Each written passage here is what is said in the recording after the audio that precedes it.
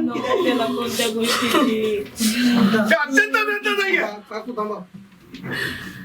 हे कुणाला राग येण्यासारखं आहे. तुमचा थांबा एक मिनिट. तुमच्या टेबलवरला अधिकारी सांगते एक स्टोरी तयार करण्याचा प्रयत्न होत आहे की तिला जी मुलगी आहे, जी प्रियसी आहे, जी नंतर स्वतःला मी लग्न केलं म्हणते, नवरी आहे त्या मुलाची, ती मुलगी म्हणते की मला पोलिसांत माझ्या समक्ष सकाळी एक स्टोरी तयार करण्याचा प्रयत्न होत आहे. त्या स्टोरीमध्ये सांगतात की तू तक्रार दे त्या मृतकाच्या विरुद्ध, म्हणजे मरण्याच्या अगोदरच.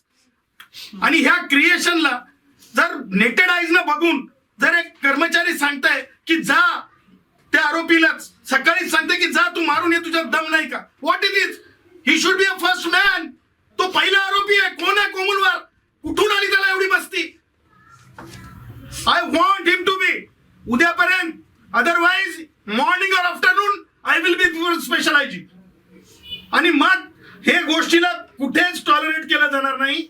सन्माननीय मुख्यमंत्री महोदयांना ह्या संबंध बाबीची, ह्या गांभीर्याची, ह्या प्रेम प्रकरणातल्या हत्येची संपूर्णपणे माहिती देण्यात येईल. ह्या कुटुंबाला घेऊन सन्माननीय मुख्यमंत्री महोदयांकडे फास्ट ट्रॅक झालं पाहिजे प्रकरण. ह्या मुली आणि ह्या आई वडील यांना सुरक्षा पूर्णतः प्रदान झाली पाहिजे. आज ती नवविवाहित आहे, समजू शकता ना. आज तिचं लग्न झालेलं आहे, तिने बॉडी सोबत लग्न केलेलं आहे. तर ह्याच्यामध्ये बिलकुल बिलकुल बिलकुल दिरंगाई त्या कोमलवारच्या नाव त्याच्यामध्ये आलं पाहिजे. आणि त्याच्यात ओके ताई, तर तुला पहिला प्रश्न, तुझी आणि सक्षमची ओळख कधीपासून आहे? 3 वर्ष अगोदर कशी कशी घडली, कुठे झाली? माझ्या गल्लीमध्ये आला होता. ते माझ्यासाठी भेट बस. वर्षभरापूर्वी काहीतरी गुन्हा दाखल केला होता, तो काय होता तो विषय? माझ्या घरच्यांनी मला इमोशनल ब्लॅकमेल केलं होतं. तू जर गुन्हा दाखल केला नाही त्याच्यावर तर आम्ही पण मरून जाणार आणि त्याच्या फॅमिलीला सर्वांना मारून टाकणार, आणि तू केस टाकली तर आम्ही काहीच करणार नाही, शांत बसणार. आणि त्या टाईमला मला त्यांनी पोस्कोची केस टाकायला लावली होती. म्हणजे माझा रेप केला वगैरे, माझा विनयभंग केला, माझा पाठलाग करायचा, मला शस्त्रांची भीती घालून कुठे पण न्यायचा वगैरे. आणि त्या टाईमला नेमकं मला 18 कंप्लीट होण्यासाठी 15-20 दिवस बाकी होते. आणि मी बोलले की मला केस नाही टाकायची, तरी त्यांनी मला जबरदस्ती केस टाकू घातली. मग काही दिवसांनी जेव्हा माझा 18 कंप्लीट झालं तेव्हा मी एकटी कोर्टात जाऊन ते केस मागे घेऊन आली होती. आणि त्याच केसवर पुन्हा पोलिसांना माहिती नाही काय, माझ्या घरच्यांचं बोलणं, माझ्या घरच्यांचं आणि पोलिसांचं खूप जमतं, माहिती नाही आता ते कसं काय. ते गल्लीत येऊन पैसा वगैरे घेऊन जात होते. आणि काही दिवसांनी सक्षमवर MPD पडली, आणि ह्याच कारणानं पडली. त्या चार्जशीटमध्ये साफ होतं की हे मुलीच्या केसमुळेच झालेलं आहे MPD पडणं वगैरे. त्यानं काही गुन्हेगार नव्हता. हो, तुझे वडील काय करायचे, काय त्यांचे व्यवसाय वगैरे, तुझे भाऊ वगैरे काय करायचे? असंच 2 नंबरचे कामं, टेबल चालवणं, म्हणजे पत्ते वगैरे, सगळे 2 नंबरचे कामं करूच पैसा कमवलेला त्यांनी. तुला किती वेळा तुझ्या घरच्यांनी दबाव टाकला की त्याला भेटू नको, बोलू नको? मोजता येत नाही एवढी वेळेस. 3 वर्षामध्ये विचार करा ना किती वेळेस केलं असेल हे. तुला मारहाण केली कधी? तुला धमकी दिली? खूप वेळेस मारहाण केलेली. माझ्या सक्षमला मारतो म्हणून, त्याच्या घरच्यांना त्रास देईल म्हणून, आणि मी त्यांना घाबरून राहायचे. तू कधी हे सक्षमला बोलली नाही का की असं तुम्हाला? बोलले होते, त्याला म्हणले पण चल मी तुझ्यासोबत यायला तयार आहे, पण तू असं बोलायचं की नाही चल, तुझ्या पप्पांची खूप रिस्पेक्ट करतो आणि मला त्यांच्या मनाने, म्हणजे त्यांना म्हणून तुला न्यायचं आहे. अच्छा, किती प्रेम होतं तुझं सक्षम होती आणि सक्षमचं तुझ्यावरती?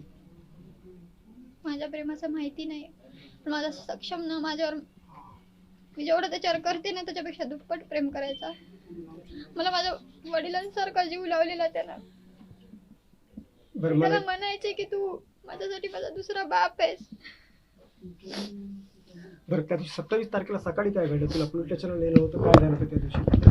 माझा लहान भाऊ मला पोलीस स्टेशनला नेला होता.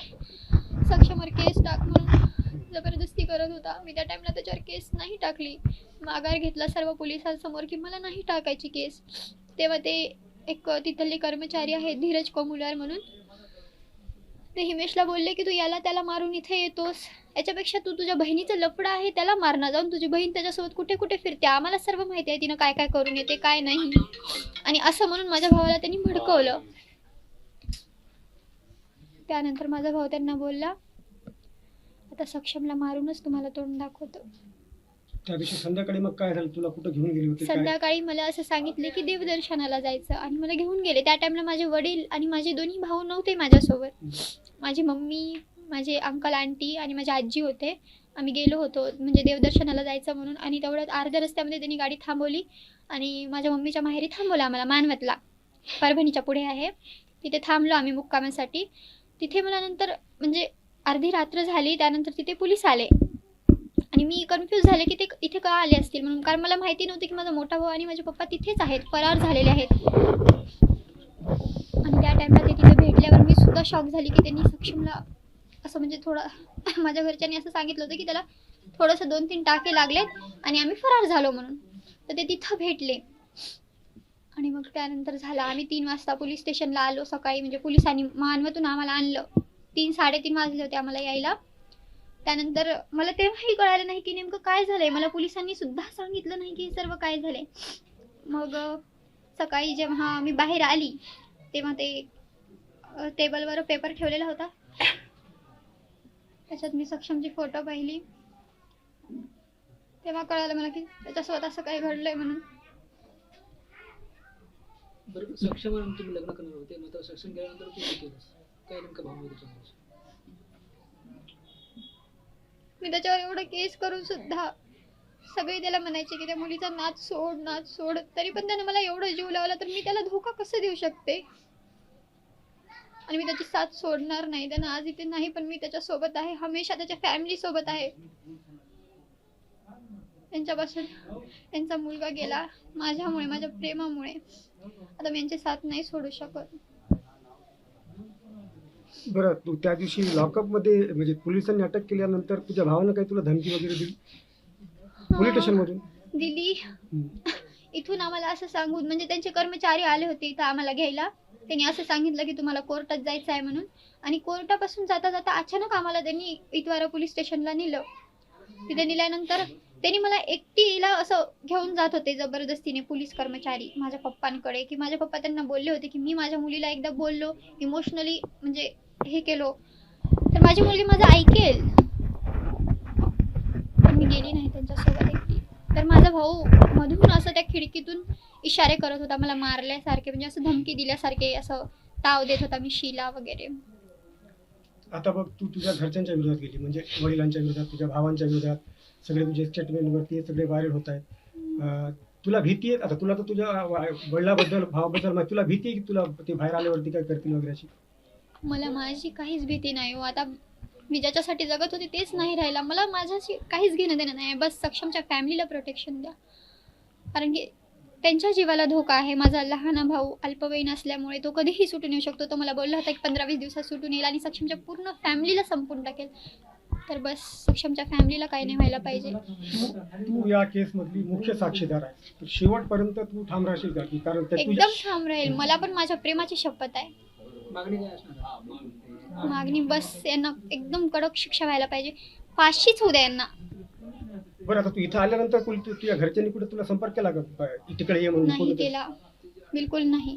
मला असं सांगितलं की आता आमच्या घरात पाऊल नाही ठेवायचा. मग तू काय विचार केला आता? मी नाही जाणार त्यांच्या घरी, कधीच नाही. इथेच राहील मी.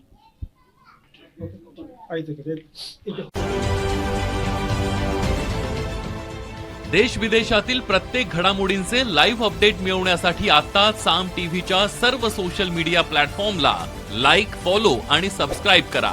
तसंच सर्व नोटिफिकेशनसाठी बेल आयकॉन प्रेस करायला विसरू नका.